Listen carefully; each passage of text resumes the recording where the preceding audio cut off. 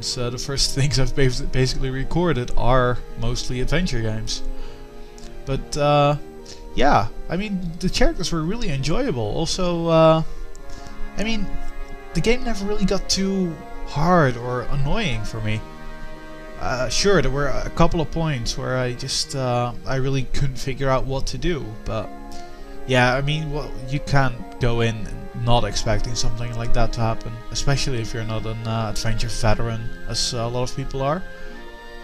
But yeah, the difficulty, if you can call it that, it seemed really good. And well, the characters are good. The story was definitely interesting.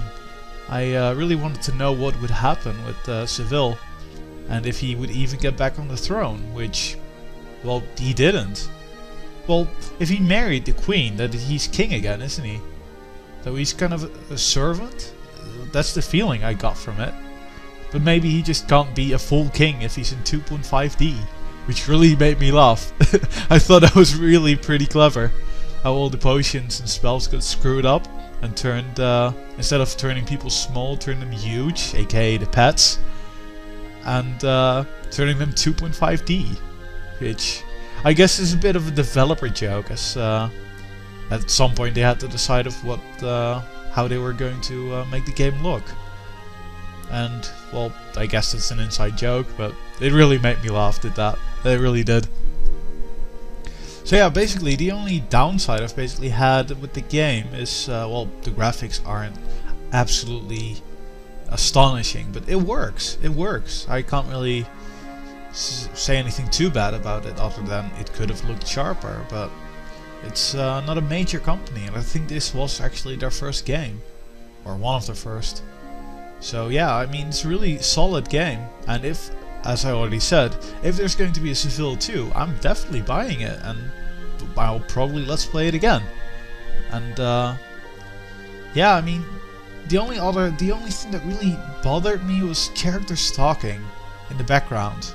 It got really annoying. Sure, the patch I installed, well, halfway, I guess, it solved it a bit, but even so, they would still talk loudly, like every other character, even if they were far away, basically, on the same screen. That just really isn't necessary. That kind of bothered me, but other than that, there's not really much to say. Sure, the subtitles had typos. I really noticed a lot of them, but to be honest, I can't really care too much. The humor got across really well. Some typos really ain't gonna change that. But I think they're not a mainly English company, and this is not a full budget title, so yeah, that's kind of what you get for the money. But I really don't blame him, because the game is excellent even without it. So yeah, it's a really good game, and I really recommend you playing it for yourself, and just support the developers. Because yeah, I don't know, I kind of like this supporting smaller companies. Just yeah, well, basically big companies like EA, all that. They just kind of seem to crank out games, which yeah, I mean, it works. It works. Sports games are a really good example. New one every year, every half year, or even less.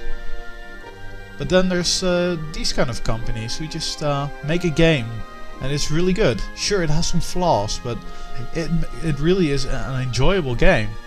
I really rather just play these kinds of games. So I'm really happy with Ceville, and basically I was just rotating between Ceville and Necrovision, and I just got to the point where I was like, well, I got some time. I want to record some more, but I really just want to only play Ceville, and that really says something, because I'm really enjoying Necrovision as well.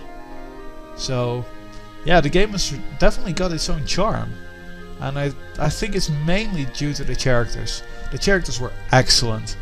I mean, you've got Choyo, the guy that does everything really when it gets to it. You've obviously got Ambrosius, the mighty hero, who I really didn't expect to actually become a true hero. And just the random bits of humor in there, and all the characters were severely different. I mean, Who really could have thought up the good fairy with some villains from obviously reference from other games? I wouldn't have thought of that, honestly. Also, doing like getting the console members together was really fun. It was really, really entertaining just to actually see a world map and see some different areas. I thought it was really good, and I think that that's also a way they opened basically a path to Ceville 2, if the game does well enough and they're actually going to make it. Because obviously they can do a lot. They can just say, well, this part of the story is mainly about the dwarven area, and then they just focus on that, and that's fine. That can definitely work. And then you have all these kinds of well, races.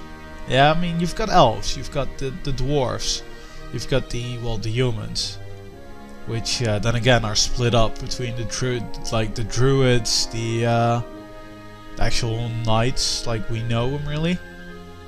So those are again our two different factions. And I think there was still even a part of the map that was unlocked, or was still locked towards the end. Like it was totally at the top, above the druid circle. So hell, are they just keeping that locked for future reference or something, or to get you curious? Because I want to know what's there really, because it seemed like quite a big map. But yeah.